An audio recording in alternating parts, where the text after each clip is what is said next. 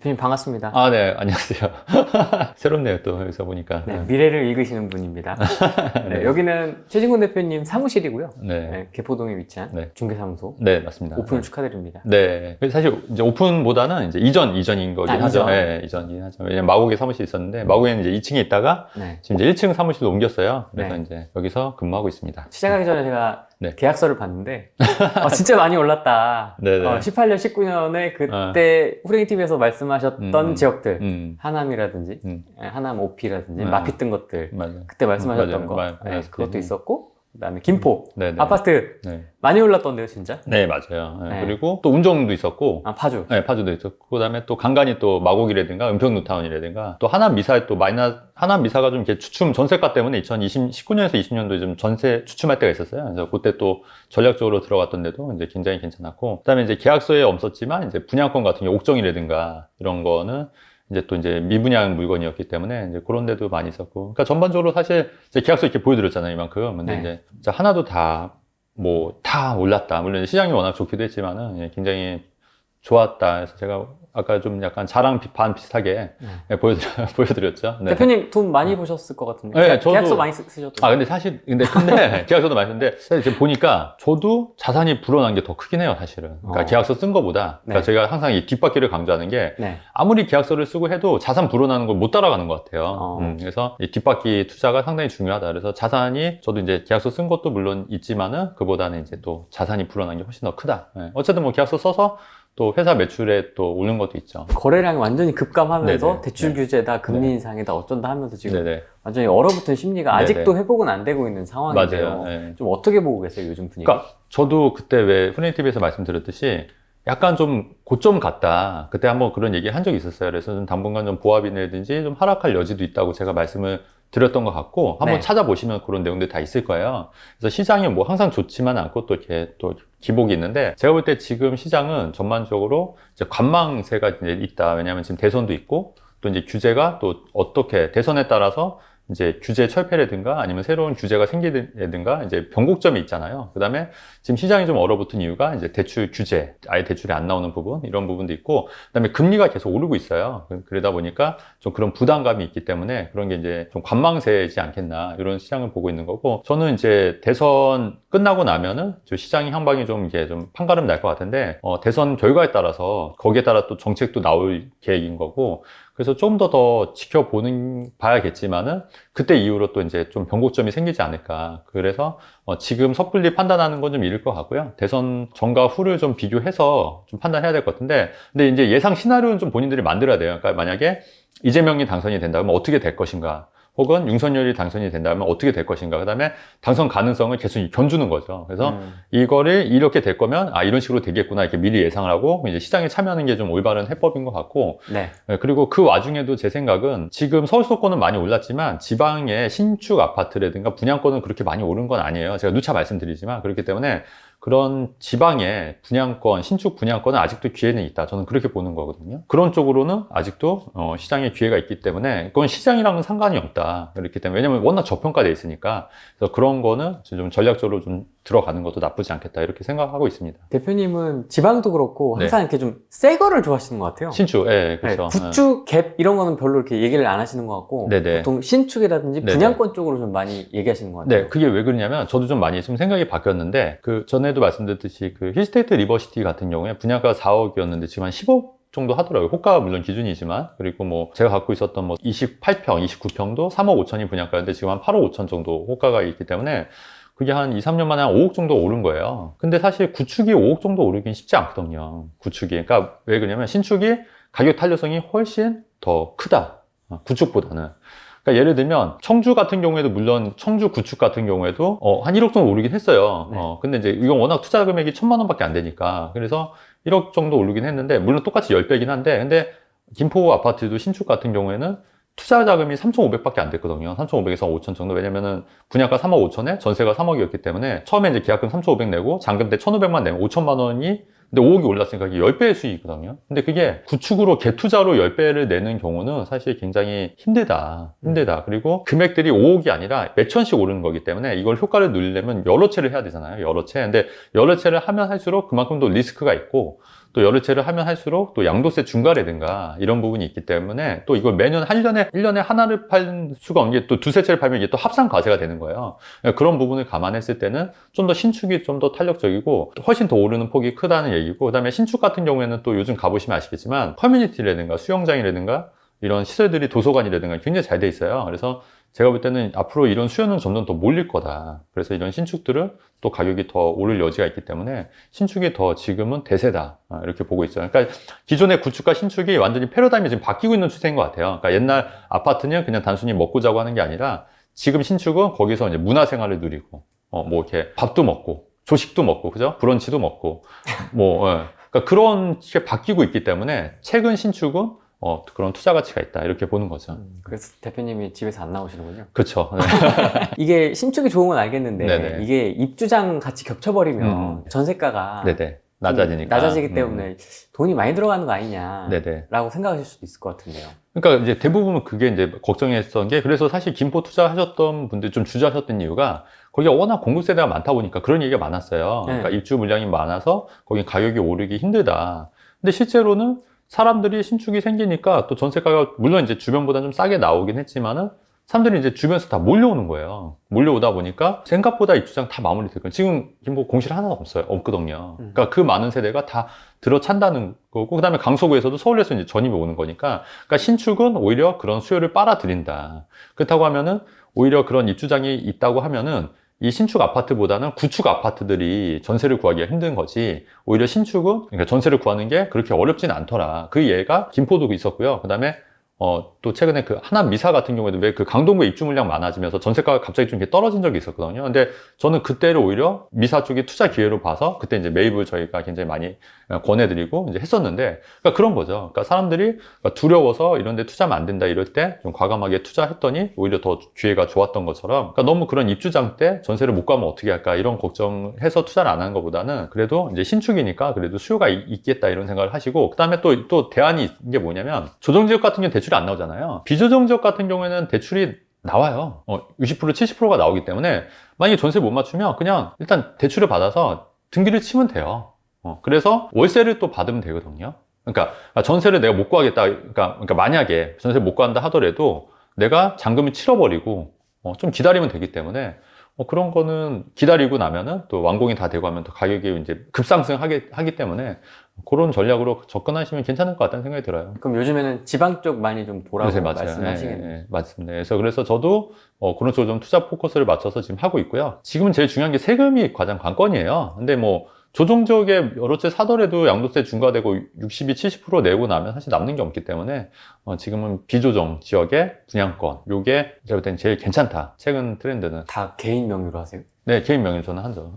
법인 안 하고? 법인 안 했잖아요, 원래 안 했고. 제가 현재 이제 얘기해도 되나요? 오피스텔 5채 있고, 그 다음에 음마아파트 포함해서 아파트 10채가 있는 건데, 이제 그 안에 이제 분양권도 몇 개가 더 있는 거예요. 근데 아시다시피 이제 분양권 같은 경우에는 재산세 부과라든가 그렇지 않기 때문에 이제 분양권은 또 종부세 대상이 아니기 때문에 그렇게 지금 하고 있고, 종부세 같은 경우에도 뭐 내는 거죠, 내는 거죠. 몇 천만 원 저도 내요, 종부세. 좀 짜증나시겠네요. 짜증은 나는데, 그렇다고 또 이제 대신에 이제 또 오르는 폭은 더 크니까, 사실은. 오름폭이기 때문에 종부세 내더라도 종부세 다 맞으면서 이제 또 부부 공동명의이기 때문에 종부세 내고 있습니다. 저도. 실제로 종부세를 맞으면서도 팔 생각은 그렇게 저도 그래서 지금 계획이 다 있어요. 교통정리를. 그러니까, 이제 그래서 일단 내년 5월 이후에 이제 청주 같은 경우 2년 차가 되기 때문에 이제 그거는 이제 팔 생각이 있고요. 그 다음에 또 다른 것들도 이제 순차적으로 팔 예정입니다. 그래서 저도 이제 좀 팔아서 좀 출구 전략하고 이제 현금 흐름을 더 좀 집중하려고요. 그래서 오피스텔은 안 팔려고 그래요. 그냥 오피스텔은 오히려 월세를 받기 위해서 월세를 받기 하고 지금 좀 매매 차익 나는 거 위주로 좀 팔 계획이어서 아파트 분양권까지 이제 오피스텔 5채 제외하고 한 10채는 좀 이제 좀 줄여야죠. 줄이고 이제 음마아파트는 나중에 좀 재건축 될 때까지 좀 기다렸다가 입주하는 전략으로. 그러니까 저도 뭐 1년 후, 10년 후 계획이 쫙 있는 거예요. 포트폴리오가. 기본적으로 부동산 투자자는 10년 후 계획까지 다 있어야 된다고 생각을 해요. 요거는 언제 팔고, 요거는 언제 사고, 요거는 언제 팔고, 이런 식으로. 그리고 이제 저도 이제 좀 자산을 불리는 것보다는 이제 현금 흐름에 집중해서 좀 더 제가 하고 싶은 일을 더 하면서 그렇게 좀 살고 싶다는 좀 생각이 들어서, 왜냐면 자산이 깔고 있어도 사실 이게 깔고 앉는 것 자체지 사실 이게 돈이 아닌 거예요. 근데 현금 흐름이 다달이 뭐 3천만 원, 5천만 원 이렇게 나오면은 또 그 인생이 또 다른 거거든요. 네. 왜냐면 5천만 원 쓰기도 바쁜데. 예. 근데 내가 몇십억이 그냥 깔고 앉아있는다 하더라도 그럼 뭔 의미가 있어요. 당장 뭐 현금 흐름이 뭐 100만 원, 200만 원밖에 안 나오면은 계속 그 째는 생활은 똑같은 거거든요. 팔기 전까지는. 그래서 저도 어차피 인생에 있어서 시간이 더 중요하다고 생각하기 때문에 이제 현금 흐름이 나오면 저도 좀 더 하고 싶은 일 하면서 좋은 일 또 하면서 좀 그렇게 좀 살려고 계획을 잡고 있습니다. 1번이 된다 하면 어떤 전략을 저희가 취하면 좋을까요? 일단은 이재명 씨 같은 경우는 최근에 또 뉴스에 보니까 뭐 재건축 재개발 풀겠다고 하고 그게 물론 이제 여론을 이제 보는 측면에서 그렇게 말하는 건지 모르겠지만 근데 기본적으로 이재명 후보 같은 경우에는 약간 그 자유주의보다는 그죠? 약간 사회주의적인 그래서 약간 좀 규제를 좀 더 강화하거나 좀 그런 의도가 있고 또 이제 이게 부동산 투자는 불로소득이다. 그 다음에 1주택만 해라. 뭐 이런 식으로도 할 수 있지 않습니까? 근데 그렇게 되면 오히려 저는 더 오를 거라고 보거든요. 이재명 후보가 되면 오른다고 보면은 특히 강남이나 이런 데는 더 오를 여지가 있기 때문에 갖고 있는 포지션을 좀 길게 갖고 가야죠. 제 생각은. 근데 이제 윤석열 후보가 되면 오히려 시장 자유주의 원칙이기 때문에 전 정권을 보면은 그 답이 있어요. 사실 이명박 박근혜 정부 때 집값이 그렇게 많이 안 올랐거든요. 그게 왜 그러냐면은 자유시장에 맡겼기 때문에 오히려 이게 순화가 되고 자유시장에 맡기고 또 공급을 또 원활히 했기 때문에 시장이 안정이 되는 건데 그 노무현 정부나 이게 문재인 정부 같은 경우에는 민주당이 집권하게 되면 집값이 이렇게 폭등하지 않습니까? 그게 이제 시장을 오히려 틀어지니까 왜곡이 돼서 오히려 풍선 효과로 오르는 거거든요. 그래서 만약에 윤석열 후보가 당선이 된다고 하면은 오히려 집값은 좀 더 보합이나 안정이기 때문에 그때는 이제 안정적으로 좀 이렇게 포지션을 좀 숏으로 좀 갖고 있는 걸 이제 빨리 매도를 해서 그냥 현금 흐름 창출하는 쪽으로 그렇게 좀 잡을 계획인데 그것도 이제 또 상황을 좀 지켜보긴 해야겠죠. 이제 과연 어떤 정책을 내놓냐 이런 거에 따라서도 좀 이렇게 변수들이 있으니까. 대표님은 1번이 되면 더 좋은 거 아니에요? 저는 그렇긴 해요. 진짜로. 진심으로 그렇긴 하고 실제로 문재인 정부 때문에 제가 굉장히 득을 많이 본 것 같아요. 근데 그렇긴 한데 원자력 발전도 지금 안 좋고, 지금 우리나라 지금 뭐 국제적인 위상도 사실 좋지는 않고요. 그 다음에 워낙 이게 북한 발아기들이지 않습니까? 그러다 보니까 좀 그런 것도 좀 짜증나고, 솔직히. 그래서 개인적으로는 저는 이재명보다는 당연히 이렇게 자유민주주의를 원칙으로 하는, 자유시장을 원칙으로 하는 윤석열 후보가 됐으면 좋겠다는 생각을 하고요. 그 다음에 최근에 그 정유진 후보가 멸공 외쳤잖아요. 멸공. 저도 그래서 미국 은 아니지만 멸공 외쳤는데 사실 그게 뭐가 문제가 되는지 모르겠어요. 그 멸공의 횃불이라는 군가가 있어요. 여러분 군대 갔다 온 사람들은. 근데 멸공 외쳤다고 지금 뭐 신세계 가지 말자 그다음에 막 지금 뭐 난리치는 사람들은 저는 다 이 사람들 다 공산주의자로 봐요. 우리나라 자유민주주의를 부정하는 사람들이라고 보기 때문에 저는 우리나라가 그 자유민주주의 국가를 원하는 거지 또 사회주의 국가로 가는 건 원치 않기 때문에 당연히 윤석열 후보가 되는 거를 원합니다. 올해 투자 계획 어떻게 좀 투자 계획? 그러니까 이제 대표님처럼 이렇게 막 많은 건 아니고 네네네. 다주택이라고 해봐야 네네. 2개, 3개, 뭐 4개 뭐 이 정도 수준이고 네네. 법인으로 하나 했고 네네. 이제 개인 한두 개 했고 뭐 이 정도 수준이거든요. 네. 이제 2022년에도 어쨌든 투자를 이어나가야 되는데 네. 어떤 식으로 좀 투자를 이어나가면 좋을지. 비조정 분양권 괜찮아요. 지방 비조정 분양권을 뭐 사거나 해서 어차피 이런 건 개수가 늘어나도 비조정 지역은 양도세율이 일반 세율이잖아요. 이제 다만 그게 이제 나중에 조정지역으로 묶여버리면 좀 안 되니까 애당초 좀 조정지역으로 안 묶일 지역이 있잖아요. 그러니까 그런 거를, 그러니까 좀 나중에 오르더라도 조정지역으로 안 묶일 지역을 좀 찾아서 그런 식으로 좀 한두 개 좀 더 늘려가는 전략도 괜찮다고 생각합니다. 왜냐하면 비조정 지역은 어차피 2년만 보유하면 일반 세율이 유지가 되기 때문에 중과가 안 되기 때문에 그런 전략으로 가시면 어떨까 그렇게 생각합니다. 그 다음에 너무 또 과도하게 레버리지 써서 투자하는 건 저는 바람직하지 않다고 보기 때문에 좀 이제 그런 거 밸런스를 조절 좀 해야 될 것 같아요. 무주택자분들 이재명이 되면 집값은 하락하기 때문에 기다린다. 관망한다 이런 생각 가지신 분들도 있고요. 그건 정말 그 답답한 생각인 게 지금 물가가요, 여러분 오르는 속도가 어마어마해요. 지금 물가가 이제 돈이 그만큼 많이 풀리기도 했고, 그리고 워낙 이게 그 정부에서도 이렇게 그냥 주는 돈이 많잖아요. 그러다 보니까 물가가 지금 어마어마하게 오르기 때문에 나중에 건축비라든가 이런 게 막 어마어마하게 올라서 집값이 계속 오를 수밖에 없거든요. 그래서 기다렸다 하는 것보다는 지금 당장이라도 빨리 사시는 게 맞는데, 근데 이제 여기서 이제 둘로 갈려요. 그러니까 청약 가점이 높으신 분들은 당연히 청약으로 가야죠. 근데 청약도 이제 서울만 노릴 게 아니라 좀 이렇게 좀 비경쟁률이 좀 떨어지지만 입지가 좋은 곳을 찾아서 수도권도 좀 눈여겨보셔야 하는데, 수도권 하시면 당첨되신 분들 굉장히 많거든요. 저도 정말 많이 당첨을 시켜드렸거든요. 근데 그게 가능해요. 근데 사람이 눈높이가 있어서 무조건 서울만 하다 보니까 안 되는 거예요. 그래서 이런 지역들을 노려서 청약을 노리시는 전략을 하고, 근데 가점이 높지도 않은데 이런 분들은 청약을 해도 안 되지 않습니까? 근데 이런 분들은 빨리 방향을 틀어서 이제 뭐 아파트 전세 끼고 사시는 갭 투자를 하시든지, 아니면 제가 말씀드린 비조정 분양권을 좀 여러 채 사는 전략으로 가시든지, 뭐 이런 식으로 해서 자산을 불리는 전략으로 가야지, 마냥 기다렸다 사야지, 혹은 떨어지니까 좀 기다려 봐야지, 이런 거는 아닌 것 같다. 물론 이제 서울 수도권은 좀 고점을 지나서 좀 약간 변고점에 있다고 말씀드렸지만, 꼭 투자 목적으로 이런 데를 살 필요는 없잖아요. 그러니까 지금 이제 저평가 바닥에 깔려 있는 지역들도 있으니까 그런 데는 당장 사서 자산을 불리는 전략으로 가야 된다. 네, 이렇게 전략을 좀 말씀드리는 겁니다. 네. 아까 투자 얘기하실 때 신축 분양권 말씀하셨잖아요. 네. 그러면 좀 우리가 눈여겨보면 좋을 만한 지역 같은 게 좀 있을까요? 천안 쪽도, 천안 쪽도. 왜냐면 천안이 그 의외로 지금 그 집값이 어떻게 됐냐면 천안 안 묶였어요? 천안이 안 묶인 적도 있어서, 안 묶인 지역이 있어요. 안 묶인 지역이 있어요. 천안에서도. 그러니까 같은 천안에서도 안 묶인 적이 있고, 그 다음에 그 평택까지 지금 집값이 많이 올랐어요. 네. 그리고 그 지제역까지 SRT로 수서역까지 거의 한 15분, 20분이면 가더라고요. 근데 천안 아산역까지 30분이면 가거든요. 깜짝 놀랐어요, 저도. 그러니까 천안 아산역이 그냥 거의 수도권이라고 보시면 돼요. 그래서 천안 아산역에서 이제 그 역세권 아파트도 많이 올랐지만, 그 천안 아산역을 반경으로 해서 차로 10분 거리 있지 않습니까? 그런 쪽에 또 잘 찾아보시면 또 틈새 시장이 있다고 저는 생각하기 때문에 그런 것도 좀 눈여겨보시면 괜찮을 것 같다는 생각이 들고, 현재로는 그렇습니다. 왜냐하면 천안 지역도 괜찮을 것 같고, 실제로 아산이라든가 이런 데도 지금 많이 오르고 있거든요. 아산탕정지구라든가. 네, 그런 데도 괜찮지만 또 이제 SRT로 연결이 되는 천안 지역도 좀 눈여겨보실 필요가 있다. 지금 깔려있는 분양권을 말씀하시는 거군요? 네네. 그렇게. 당연히 이제 청약으로 이제 전매 제한 되면 이제 어차피 그건 당첨밖에 안 되는 거니까 그렇게 보는 거죠. 저 곱창집 오픈해요. 곱창집. 그것도 얘기. 네. 네, 곱창집. 곱창집을 왜 오픈하신 거죠? 그거는. 부동산 전문가가? 네. 저도 이제 항상 이런 현금 흐름에 대한 그런 좀 관심이 있었고, 워낙 제가 좀 관심 분야가 좀 많은데, 저희 회원 중에 한 분이 이제 세무사님이 계신데, 그분이 이제 고창집 3대째 내려오는 그 군산에서 되게 유명한 맛집이어서, 저한테 먹어보라고 이제 했는데, 그걸 이제 먹어보고, 정말 맛있다. 이거 한번 내볼까? 이렇게 농담으로 한 게 이제 일이 커져가지고, 잠실세내역에 이제 곧 오픈할 예정입니다, 고창집. 보통 맛있다 그러면 그냥 자주 시켜 먹지 않나요? 그렇죠. 한을 벌리시네요. 네, 그렇죠. 저는 어떻게 하다 보니까 이게.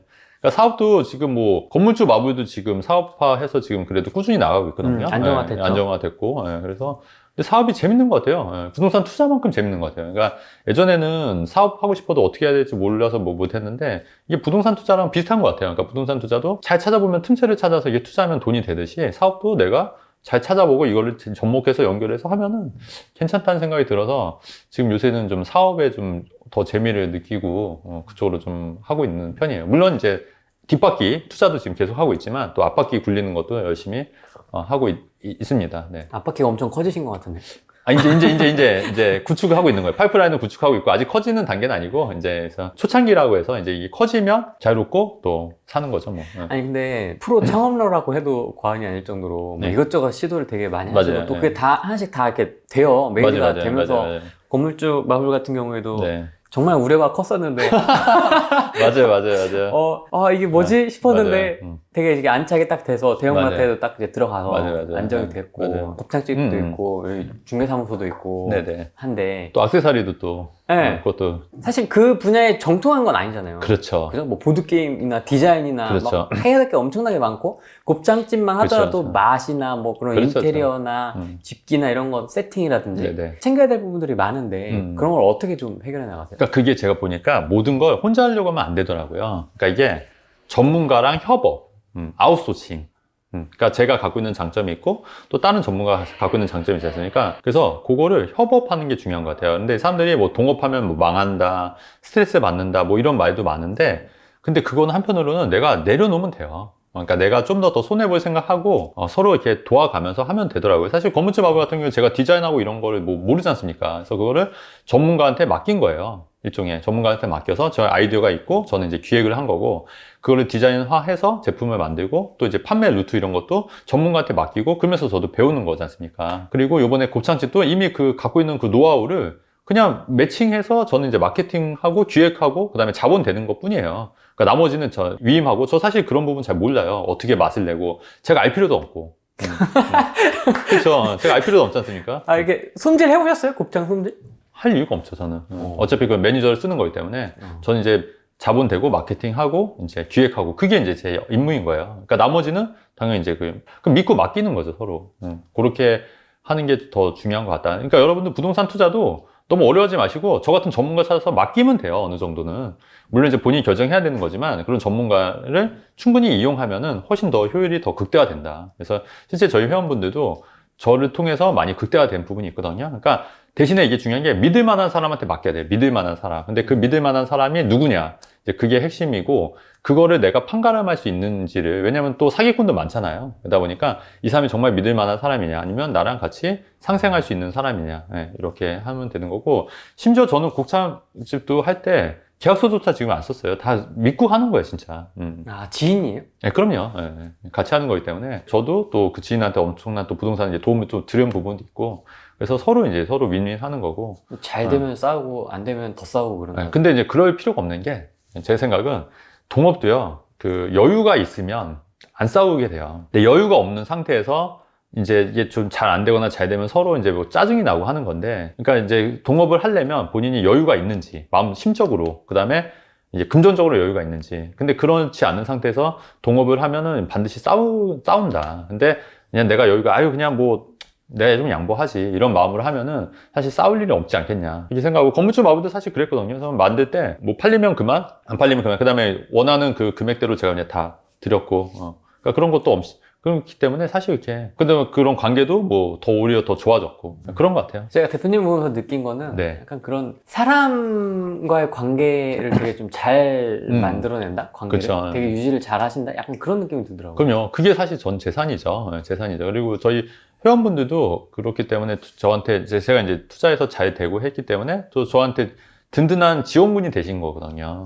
그리고 일종의 저도 먼저 도움을 드리면 또 제가 또 필요할 때 도움을 받는 거니까. 그래서 그런 관계가 중요한 거지, 사실 돈은 사실 크게 중요하지 않는다. 그리고 제가 항상 느끼는 게, 내가 좀 손해보더라도 이게 손해보는 게 결코 아니더라. 내가 좀 손해를 보는 게 장기적으로는 나한테 큰 이득으로 돌아오기 때문에 저는 항상 손해를 좀 보려고 해요. 그러니까 누구를 만나더라도 내가 먼저 밥값을 내려고 하고, 누구 먼저 차값을 내려고 하고, 제가 항상 이제 좀 약간 손해를 조금씩 제가 보려고 하거든요. 근데 그게 어떻게 보면은 장기적으로 제가 더 잘 되기 위해서 하는 거니까, 여러분들도 너무 손해 안 보려고 그런 것보다는 오히려 좀 손해 보는 연습을 좀 하시는 게 어떻겠냐, 이렇게 생각합니다. 네, 근데 그런 인맥은 어디서 만날 수 있어요? 그런 이렇게 마음 맞는 인맥들을, 되게 다양한 분야의 네네. 인맥들을 되게 잘 갖춰, 네네. 잘 찾는 건지 어떻게 네네. 눈에 띄는 건지는 모르겠는데 되게 이렇게 잘 붙는 것 같아요, 대표님한테. 그러니까 그게 왜 그러냐면, 일단은 저한테 무기가 있어서 그래요. 일단은 뭐냐면, 저는 얘기를 들으면 바로바로 상담을, 제가 부동산 상담을 즉석에 해드릴 수가 있잖아요. 그러면 이게 사실은 몇 억의 가치가 있을 수 있기 때문에 이런 얘기를 귀에 엄청 쫑긋하고 들을 수밖에 없거든요. 그럼 제가 이렇게 조언을 해줬는데 그게 또 잘 되면은 저한테 빚을 지신 거잖아요, 이분들이. 그럼 이분들이 빚을 져면 또 저한테 또 잘해줄 수밖에 없는 거지 않습니까? 그래서 본인들이 그런 인맥을 갖추려면 본인들이 약간 이렇게 정상에 오시면 돼요. 그러니까 정상에 오면 자연스럽게 사람들이 옵니다, 여러분. 그때 나는 정상이다.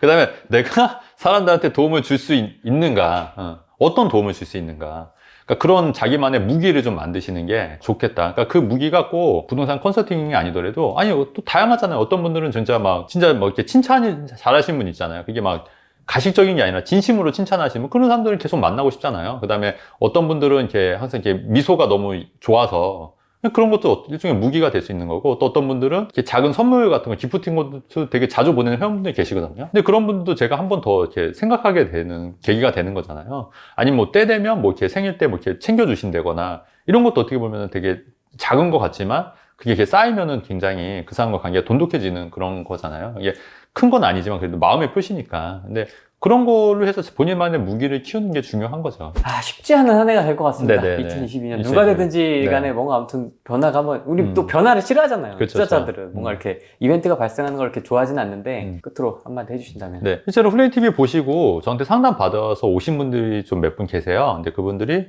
정말 도움이 많이 되셨다고 저한테도 고마워하시고 플레이TV한테도 고마워하시고, 플레이TV만 잘 보고 또 거기에서 이제 검증된 전문가들 이렇게 얘기 듣고 본인과 또 성향이 맞는 전문가들 얘기를 잘 들어서 본인이 투자 판단하는 데 도움이 되시면 좋을 것 같고, 어쨌든 2022년도도 아시다시피 뭐 투자는 여러분 누가 해주는 건 아니에요. 각자 도생인 거고, 물론 여러 가지 조언들이 있는 거를 참고해서 여러분들이 결정을 하시는 거기 때문에 어쨌든 후레인TV를 통해서 여러분들의 올바른 투자 판단 결정 내리실 수 있도록 잘 하시면 좋을 것 같습니다. 그 안에서 저도 이제 일부가 돼서 좋은 정보를 전달하도록 노력하겠습니다. 고맙습니다. 네네. 안녕. 네.